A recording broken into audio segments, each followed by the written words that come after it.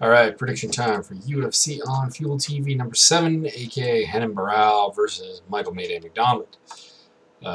Pretty exciting card. There's not really a fight on here that I'm not interested in, we'll put it that way. There's some that I'm not tremendously looking forward to, but, we'll see. We'll see. Should be some good stuff. Luis Gomez versus Phil Billy Harris. I got Luis Gomez winning. I know that my compatriot Kaz has no love for Ulysses Gomez. He's never really detailed why that is. But I just wasn't really impressed with Phil Billy Harris in his debut. And I hadn't seen a lot of him before that. Going with decision. If Bone Crusher or Yuki Nuriyama can't finish you, then Gomez won't. Decision Ulysses Gomez. Vaughn Lee versus Matanobu Tezuka. Might have that wrong. Matanobu. Something like that. I'm not good with Japanese names. I've admitted this in the past. Tezuka has had one fight in the UFC, lost to Alex Caceres via split decision. Looked pretty good in doing it. Vaughn Lee's career, on the other hand, I mean, it had the big highlight of Norifumi Kiyamoto, but losses to Chris Carriasso and TJ Dillashaw. That being said, I like Vaughn Lee a little bit better. I think he plays within a game plan a little bit more than Tezuka, who I think is a little bit too wild for his own good. As a result, I'm going to go with Vaughn Lee. Again, via decision. We'll go split. We'll go split. These guys both have been in some split decisions. Let's keep that trend going. Plus, it's hometown fight for Vaughn Lee, so that kind of tips the scales for me. Stanislav Nedkov, Tom Kong Watsman. Nedkov looked good in the weigh-ins. If he handles the weight cut well, he'll win this fight. He should be able to take Tom down. He should be able to grapple him. He should be able to hang in there with him on the feet, although Tom Kong Watson is the better striker. But I got Stanislav Nedkov, unanimous decision. And if he handled the weight cut properly, I don't see this being a particularly difficult fight for him. If he had problems with the weight cut, then we could see some interesting things, and I'd probably take Tom Kong Watson via TKO. But we'll see. Go with Nedkov. Josh Grisby, Andy Ogle. Never been impressed with Andy Ogle. He has heart. He's a tough fucker. Just not that good of a fighter. Josh Grisby, kind of the opposite. Not mentally tough. Not a tough fighter. Lots of talent. So we got that going for us. The other thing going against Ogle is that he just seems really small at the weight. Grisby's always looked pretty decently large. So I'm going to go with Josh Grisby to... Do I think he finishes Andy Ogle? That is the question. And I'm going to say yes. I'm going to say Josh Grisby pulls off a submission of some sort and beats Andy Ogle. Paul Sass, Danny Castillo. Paul Sass, the master of the Sass hook, the Sass angle, and one random armbar win, I think. That's all he's got, though. I mean, his stand-up, pretty crappy. Wrestling, not great. I see Danny Castillo sprawling and brawling him, outpointing him, maybe finishing him, but I don't think so. Castillo doesn't really have that kind of bam power. I just don't see him going to the ground with Sass. And I've said that before, and Sass has pulled guard, and Sass has done things. It's just that Castillo fights at a reasonably fast pace without being too aggressive. He's got good footwork when it comes that I just don't think Sass will be able to pull him into his guard.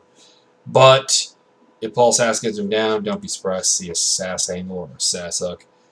Terry Adams versus Rene Forte. Was not impressed with Rene Forte on The Ultimate Fighter. Was not impressed with him in his fight with Sergio Moraes. Don't really have anything else to say on the matter of that. Terry Adams is the taller fighter.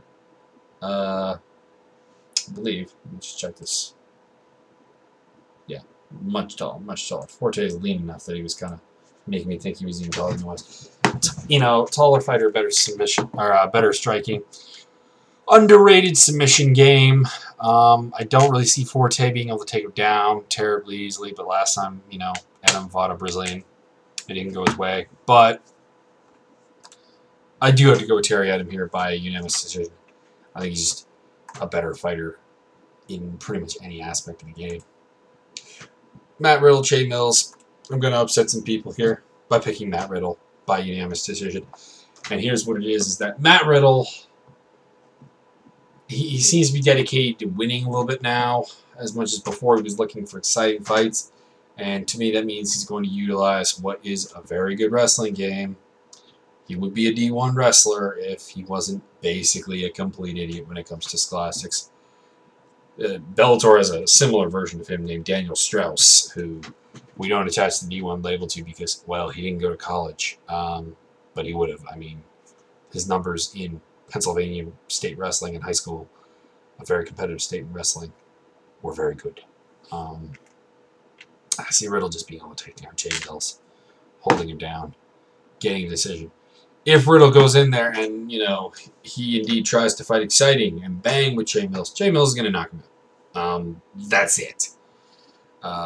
So, Matt Riddle, the ball's in your corner, sir. Either you can go out there and win or go out there and get knocked out. We'll see. James Tahuna, Ryan Jimmo. Ryan Jimmo, the Canadian boy. Seth, you know, a great fast knockout in his debut against Anthony Parash.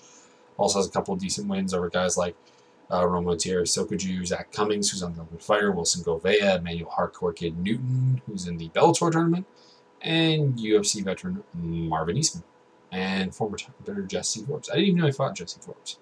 Go figure. Find out something new every day.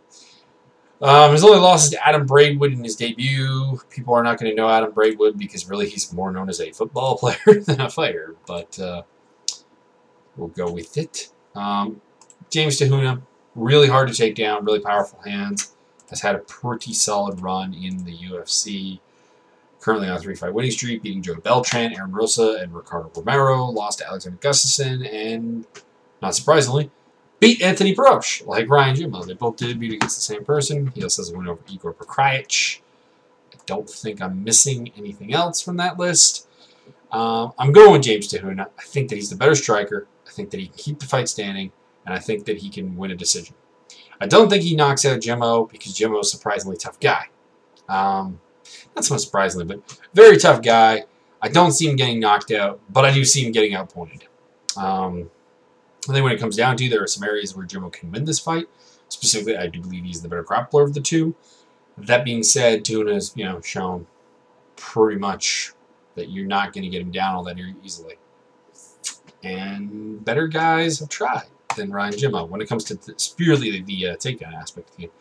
Gunnar Nelson against George Santiago in what I believe is Santiago's 170 debut. Did he try the weight cut before coming here? One sec. He fought 2 no-names before coming back to the UFC. And it looks like one of those regularly fights at 170, but I haven't seen him fight. The problem for Santiago is he has 2 behemoth problems. That is his lack of takedown defense, which is a technical thing, because Demian Maia exposed it, and Demian Maia is now down at 170, and wasn't a particularly big 185er. You've also had that exposed a couple other times in the past. He also has a bad chin. But he is a good grappler. He is a very good striker. He's an exciting fighter. He also seems to crumple when the big stage light is on him. Gunnar Nelson, we haven't seen a lot of him in the UFC yet. He beat Demetrius Johnson, or DeMarcus Johnson. Maybe he beat Demetrius Johnson, it'd just be weird. DeMarcus Johnson in his debut. But that fight didn't really prove a lot to me. Johnson has been cut since, and that's that, really. That being said, I'm going to go with Gunnar Nelson. I think that he has the ability to get this down. I think he has the ability to hang on the ground. I think he has the ability to hang on the feet with George Santiago. I don't necessarily think he finishes him because he doesn't pack the kind of one-punch power that has historically given Santiago trouble. But I see him just being able to beat him at every aspect of the game, kind of use the fact that Santiago is coming down. He wasn't a particularly quick middleweight, and historically that's been a little bit of a problem when you move down, the difference in speed. If he has fought at 170, he hasn't fought anyone good. Yeah, I got Gunnar Nelson via unanimous decision. Very well-rounded fighter, very exciting fighter. If you do not know who Gunnar Nelson is, please go watch him on YouTube because you should be in for a treat. This should be a really good fight. Jimmy Manuwa, Cyril Dubati, two guys who like to bang. Cyril, better grappler. If this goes to the ground, we've seen that Manuwa does have some problems with takedown defense. Kyle Kingsbury managed to put him there. Kingsbury's not particularly known for his wrestling. But in the end, I think that he's younger, faster, stronger.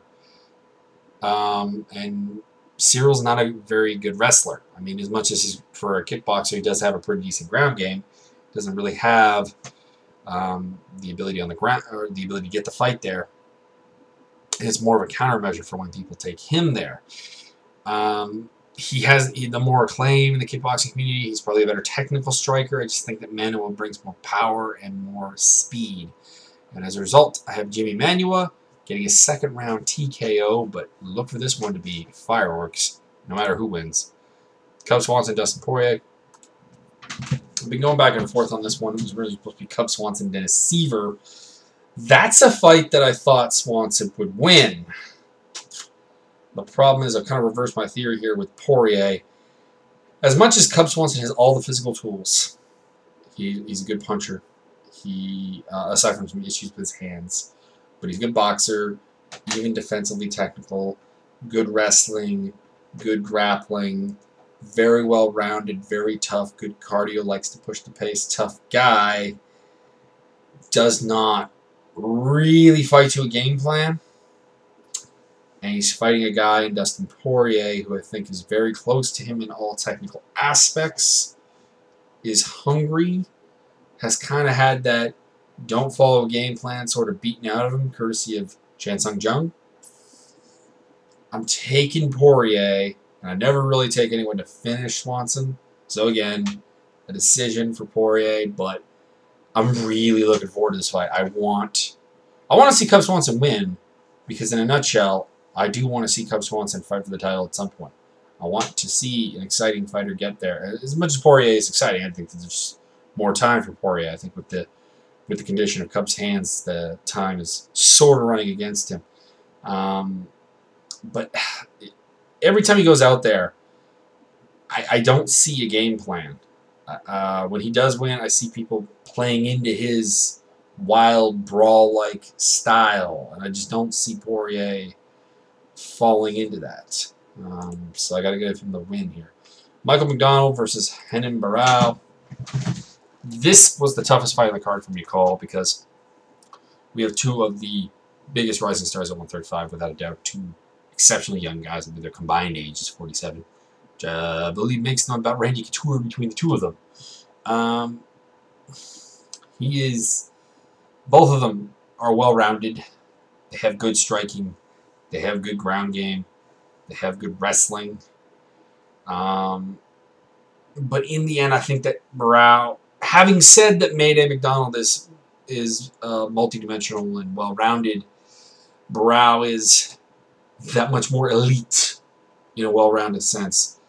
If he can't outstrike Mayday McDonald, and I'm predicting Mayday to win this fight on the feet, he has the option to take the fight to the ground, which we've seen other people do against Mayday McDonald with varying amounts of success very early on in his career. Of course, his only loss to Cole Escobedo came that way. We saw Chris Carriasso get him to the ground a couple times as well. He also hasn't fought in a while. Actually coming up on about 10 months since the last time we saw Michael McDonald fight. Whereas Barao has fought, similarly, a pretty long layoff, about 7 months, but a little fresher. Trains with a camp that doesn't seem to have a problem with ring rust in Nova now with Jose Aldo and company. I've got Barao winning this fight, taking him into deep waters, submitting him in the 3rd or 4th round. I just think that he has that option that if the stand-up isn't working out, he can take this to the ground where I think he has a definitive advantage.